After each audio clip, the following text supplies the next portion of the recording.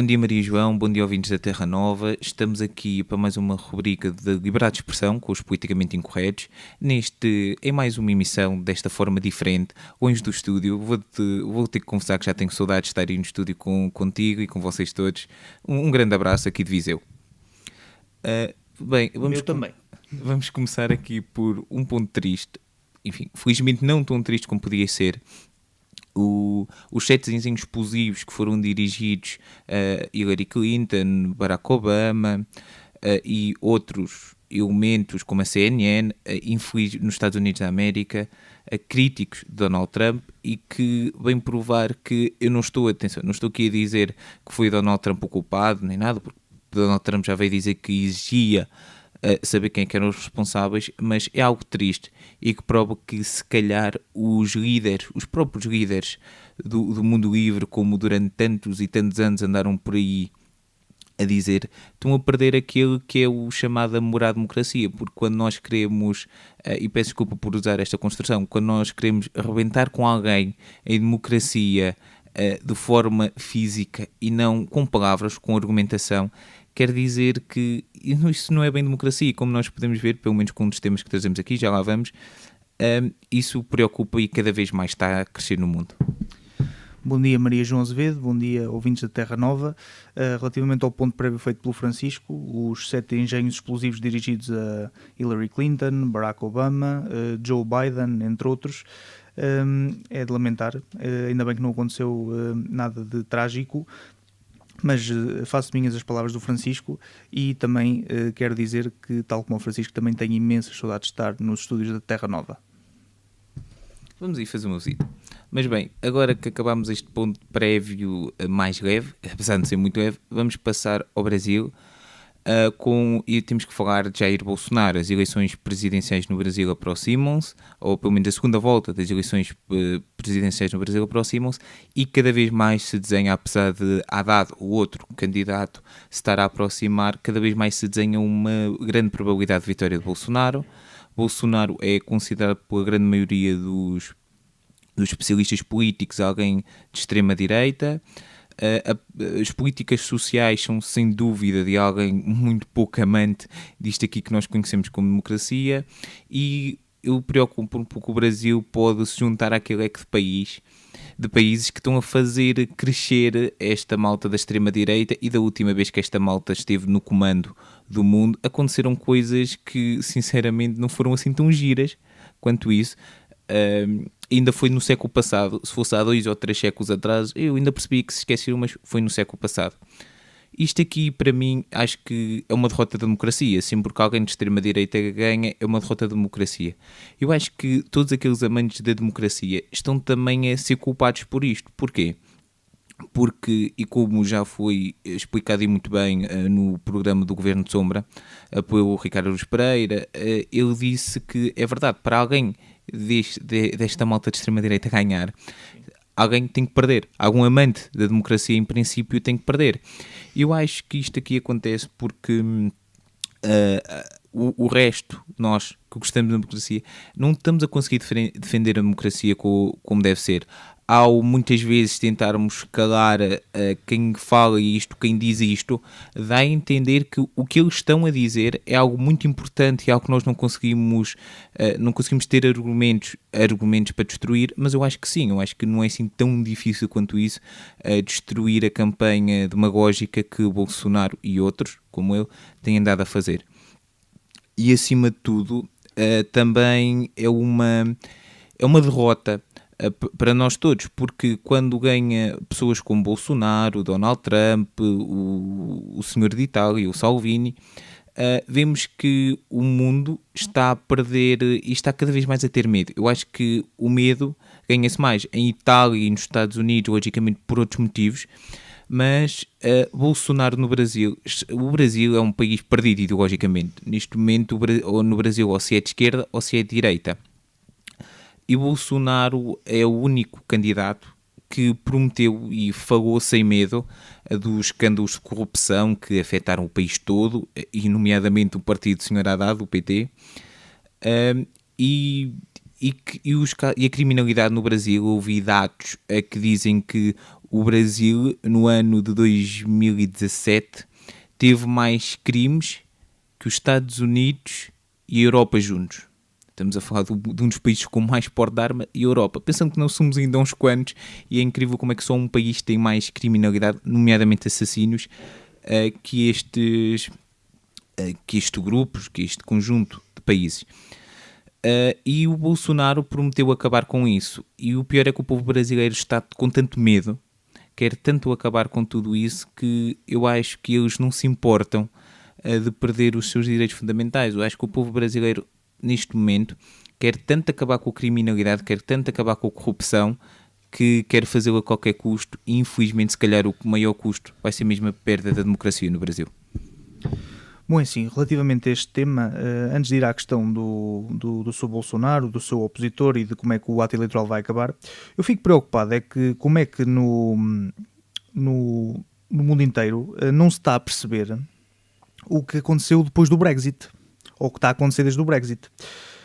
Recapitulando, o Brexit ganhou e o politicamente correto começou a dizer que os ingleses eram um bocadinho burros, sobretudo os velhos. Depois, entretanto, o Trump ganha e começa-se a dizer que os americanos também são. A Marine Le Pen tem uma percentagem muito significativa em França e começa-se a dizer que os franceses também são. A extrema-direita sobe um bocadinho na Holanda e começa-se a dizer que os holandeses também são.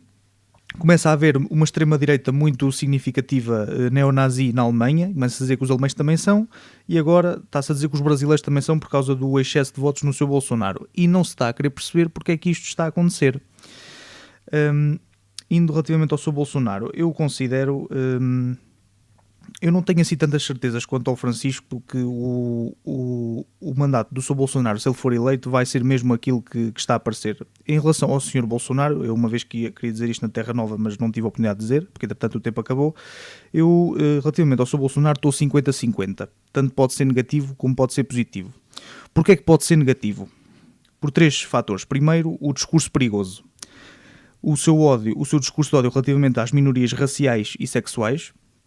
Aqui neste segundo ponto, eu, como se sabe, sou um crítico da comunidade LGBT, mas não tolero, como é evidente, o que o Sr. Bolsonaro alegadamente disse que até os matava. O ataque às mulheres, ou a desconsideração relativamente às mulheres, e aqui não considero minoria, porque para mim as mulheres estão longe de ser uma minoria, e o seu discurso relativamente ao armamento. Claro que existe muito problema de criminalidade no Brasil, mas não creio que seja com o armamento. Eu percebia que, como se faz nos Estados Unidos, que se defenda o armamento nas casas da população, em que seja para a autodefesa. Agora levar armas para a rua, isso não de longe. Aliás, peço desculpa te interromper, Jorge, ele até disse numa entrevista que quando lhe perguntaram como é que ele ia terminar com a criminalidade, ele disse metralhando os bandidos, ou seja, não é muito agradável. Pode ser isso no café, mas em campanha não se pode dizer. E depois, relativamente à sua ideologia, é assim, eu olho para o partido, sou Bolsonaro, e para o seu programa, e eu não considero nada que haja ali extrema-direita. Acho que é a direita tradicional ou até patriótica, mas há um aspecto em que é claramente de extrema-direita, que é a sua estratégia. Enquanto que a estratégia da extrema-esquerda é virar os fracos contra os fortes, a estratégia do Sr. Bolsonaro está a ser virar fracos contra fracos. Os fortes acabam por gostar de um dos lados e os fracos que são derrotados juntam-se aos outros. Isto é a estratégia da extrema-direita. E depois o que me faz também ter muito receio do Sr. Bolsonaro enquanto presidente é o estado em que está o regime brasileiro. Como sabem, penso que já referi aqui na Terra Nova, eu não sou nada adepto do sistema brasileiro, como disse o Francisco, se calhar nem eles próprios percebem, porque estamos a falar de quase 1.300 partidos, a maioria são partidos de esquerda, e os partidos de direita têm nomes de partidos de esquerda, como Partido do Progresso, Partido Liberal. E depois também não me parece que haja um parlamento coeso e também uma população coesa no sentido de destronar o Sr. Bolsonaro se ele for presidente e se não respeitar as regras da democracia. E aqui há uma clara diferença. Toda a gente está a falar que, por exemplo, o Donald Trump também podia correr mal e não correu. Não é o caso, porque nos Estados Unidos, por exemplo, o Sr. Donald Trump pode ter tiques de Putin. Ou seja, ele na Rússia conseguia ser um Putin, mas nos Estados Unidos não consegue, porque os Estados Unidos têm instituições democráticas fortes que impedem que tal aconteça, que o Brasil não tem. Lamento dizer, mas o Putin, apesar de não gostar muito dele, pelo menos é inteligente, o Trump não. É legítimo, é uma opinião. E o que é que me leva a pensar que pode até nem correr assim tão mal? é que é assim, nós olhamos para o Brasil e o que é que vemos que o Brasil precisa? Pelo menos é a minha opinião. Privatizações, programas sociais com auditoria, para termos a certeza que são bem executados, uma reforma trabalhista, em que em vez de se reclamar por mais porque o Brasil neste momento está com pouco trabalho e muitos direitos, e defende-se que haja menos direitos, mas mais amplificados, e mais empregos. Mais segurança pública, a criminalidade demonstra isso, e que haja um teto de gastos públicos. Penso que toda a gente reconhece que o Brasil precisa de algumas dessas coisas. O problema é que isto não é apenas um bom programa, isto é o programa do Sr. Bolsonaro. Ou seja, propaganda e maneira de estar do Sr. Bolsonaro é péssima, mas o programa parece-me excelente e muito melhor do que o seu adversário, que é um programa completamente vazio. E depois, embora eu não me reveja no Sr. Bolsonaro e no seu discurso, vemos um refresco do país depois de 14 anos do PT, porque convém lembrar que o PT abandonou há pouco tempo, ou pode abandonar agora o poder, e o que é que ficou? Embora no início tenha havido uma certa esperança com o Sr. Lula da Silva, neste momento o que é que nós temos? 14 milhões de desempregados, 190 mil empresas faliram e mais de 240 hospitais deixaram de existir. E depois também o que é que me leva a pensar que Bolsonaro pode não ser assim tão mau? É o seu mau adversário. Haddad foi um mau autarca em São Paulo, só teve lá 2 anos, e quando um autarca só tem 2 anos de mandato, alguma coisa de mal se passou. Foi um mau ministro da Educação, porque nos governos do PT o analfabetismo não desceu, e depois é um candidato sem ideologia, porque o PT é a favor, por exemplo, da liberalização do aborto e não é religioso. E esta semana o Sr. Haddad foi fazer campanha a prometer que não ia liberalizar o aborto e que ia dar importância às religiões. Ou seja, está a vender as suas convicções apenas com medo de perder para Bolsonaro. E só para terminar, quero dizer que Bolsonaro pode ser uma válvula de escape do sistema brasileiro. Vai compensar as pessoas e a sua frustração com coisas que não vai fazer e que pode compensar com outras. Ou seja, se houver emprego não há armamento, mas se falhar o emprego vai haver armamento, por exemplo. Isto é a natureza quer do fascismo, quer do comunismo. Fascismo refirma a Bolsonaro e comunismo refirma ao PT. Estes dois só triunfaram no passado, e aqui é uma mensagem para os brasileiros, eu não vou apelar a que votem em nenhum, isso é convosco, só vos quero dizer uma coisa, estes dois, fascismo e comunismo, só triunfaram no passado por causa da incapacidade dos democratas, à esquerda e à direita, não perceberem e respeitarem o sentimento das pessoas e de executar o que tem de ser, como resposta aos problemas. Bem, eu concordo com tudo, principalmente o que o Jorge disse aqui no final.